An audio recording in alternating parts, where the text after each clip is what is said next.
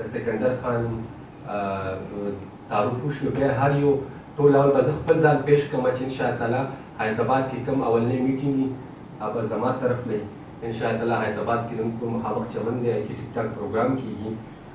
حیدرآباد مسلو حوالې سره ملک صاحب کومې خبرې وکړه په خپل ذمه یې صحیح دي، لیکن حیدرآباد کې ټولې مسلې تقریبا پی ډي آی حل کوي.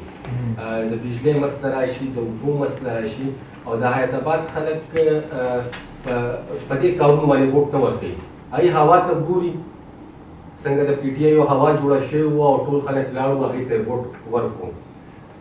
دې کې زما دا دغه دی چې څنګه هغه خلک په موږ په دې کې ټاکو چې چا خلکو د تېر شوي الیکشنو کې الیکشن لړاو کړی دی، د هغوی کوم ووټ دی چې هغې خلکو سم کوم کمیټي نن جوړه شي یا مشري چاله ورکړی شو چې هغې خلکو باندې جرګې وکړو، چې هغه خلکو ته د ملي رهبر جناب اختر محمد خان شیرپاو او حیات ثاني سکندر حیات خان شیرپاو هغه ویژن یا د هغوی کوم پیغام دی هغوی ته ورسو او هغوی ته هغه پیغام مطلب مخامخ کېږو.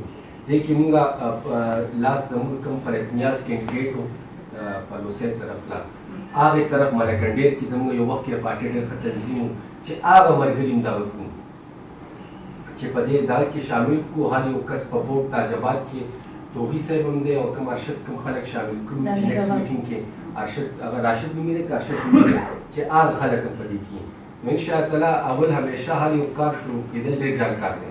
حیدرآباد لا مطلب یو پارټي ته توجه نه ورکوي جماعت اسلامي له علاوه چې د هغې یو تنظیم په ټیک ټاک تنظیم په حیدرآباد کې شته. نو انشاءالله کله کار شروع کړو نو ورو خلک هم زیاتېږي. یو بل دا ریکویسټ به کوو چې هر یو کس دی په خپل کور باندې ټول اول به زه کوشش کوم چې زه یې ولګوم د پارټۍ جنډا چې ورو بیا بلبورډ یې نه دا ټول کوم په پولز باندې مشر خان تصویري یا هغې منشور کوم حیدرآباد حوالې سره څنګه تاسو د حیدرآباد چاته پته نشي چې حیات خان یا مشر خان هغه منظور کړی و چې خلکو ته یو غټه خبره په یو پول لګېدلي که نه نو دې سره به هسپتال دا په پکې 73 کې راځي پکې 73 کې راځي بلکل. نو دا ورو سټپس والو لیکن اول شروع کول ډېر ګران کار دی. انشاءالله طارق صاحب په خپله حیدرآباد کې اوسېږي انشاءالله تعالی دیو پکې ښه دغه ورکوي تجاویز پیش کوي. انشاءالله زه ټولو ته دا وایم چې انشاءالله اولنی پروګرام به زه کوم او دویم به انشاءالله توغي صاحب کوي.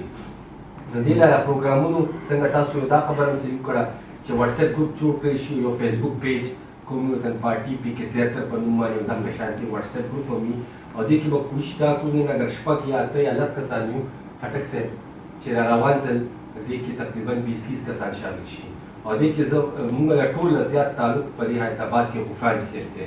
یو غفار صاحب په پراپرټۍ کار هم کوي، د خپل کلاینټس هم شته. اگر دا پکې انټرسټ والي نو طارق صاحب تاسو یقین وکړئ چې دا قافله به زموږ نه نور هم زیاته شي. او پی ډي آی حوالې سره تاسو خبره وکړه چې ملګري ټیک ته څه به موږ هم پېژنو تاسو هم پېژنئ. خارجي کې توجه ورکول پکار دی. هلته پکې 73% ده هلته اوس د پی ډي آی تنظیم جوړ شوی دی چې هلته موږ د خپل ملګري پیدا کړی شو. نو دغه خبرې زما طرف ته دی باقي به میډم او طارق